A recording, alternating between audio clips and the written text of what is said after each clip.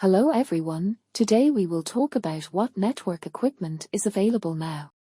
If you walk into any organization's data center, you'll find many different types of systems used for network communications. Sometimes these are one-off devices like this switch, or they may be combination function devices. For the purpose of studying for the exam, you should understand what these devices are and under what circumstances they should be used on the network.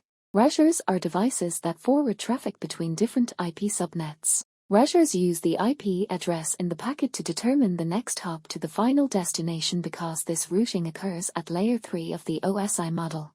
We often refer to these devices as layer 3 devices. If we had a router that could be configured inside the switch, you would see these devices referred to as layer 3 switches, although the routers can of course be connected using the same IP subnet topology.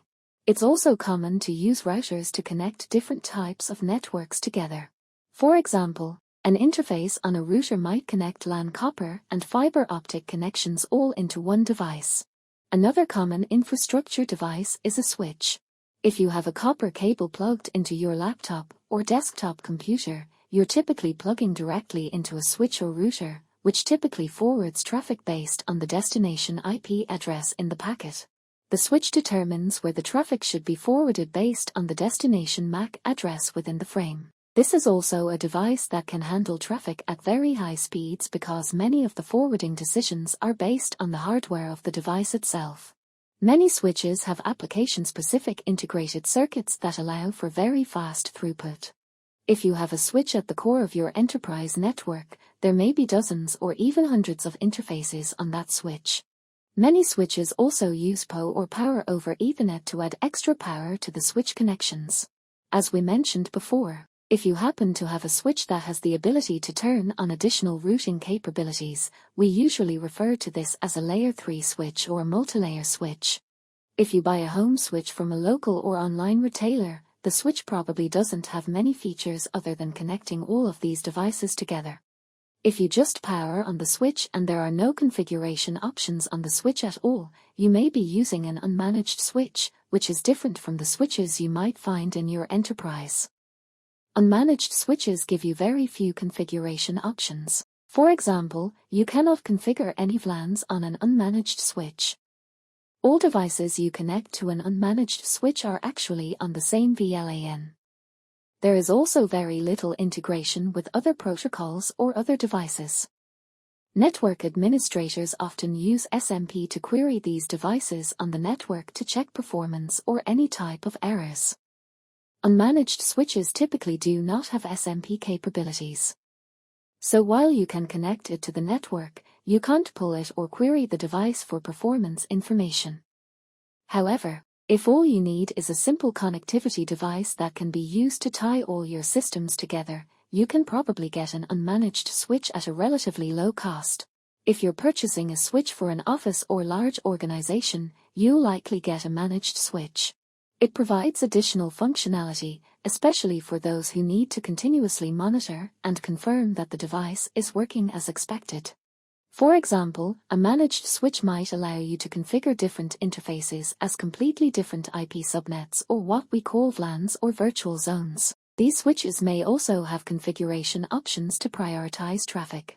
Therefore, you can set voice over IP traffic to have a higher priority than file transfer traffic.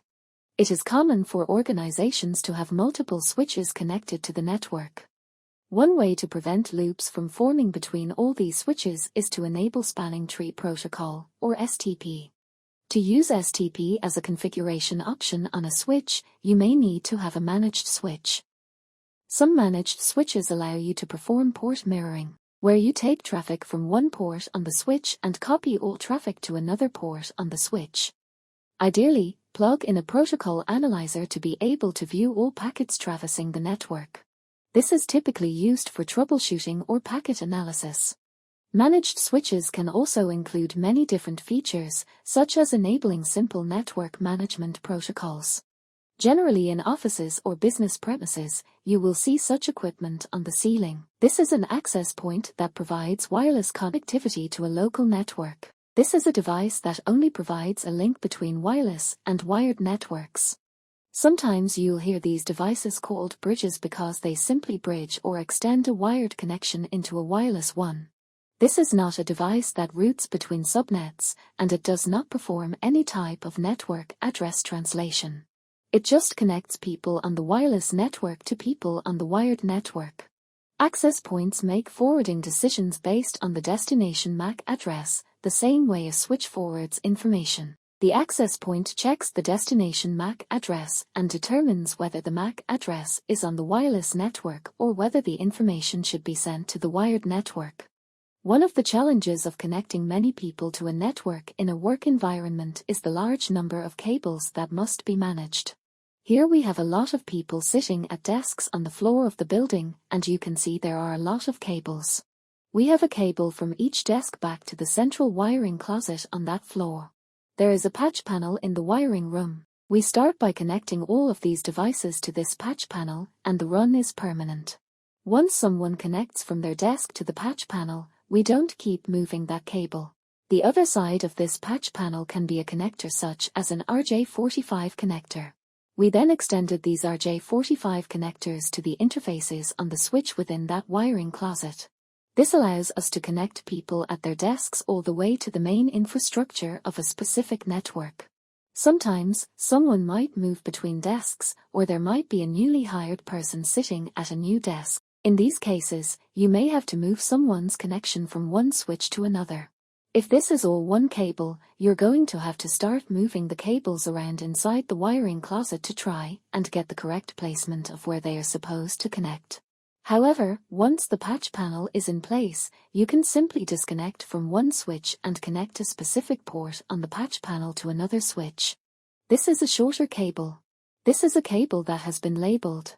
This way you know exactly which table it will be sent to, and it's a change you can make relatively quickly.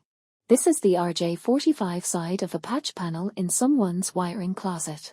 If you look closely behind the patch panel, you can see all the cables coming from the desk. You can then see the RJ45 connector on the front that ultimately connects to the switch.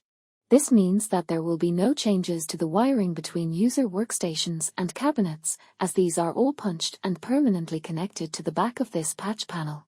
When you need to make a change, you can simply move the cables on the front of the patch panel, which certainly limits the scope of any issues that might occur during one of these changes.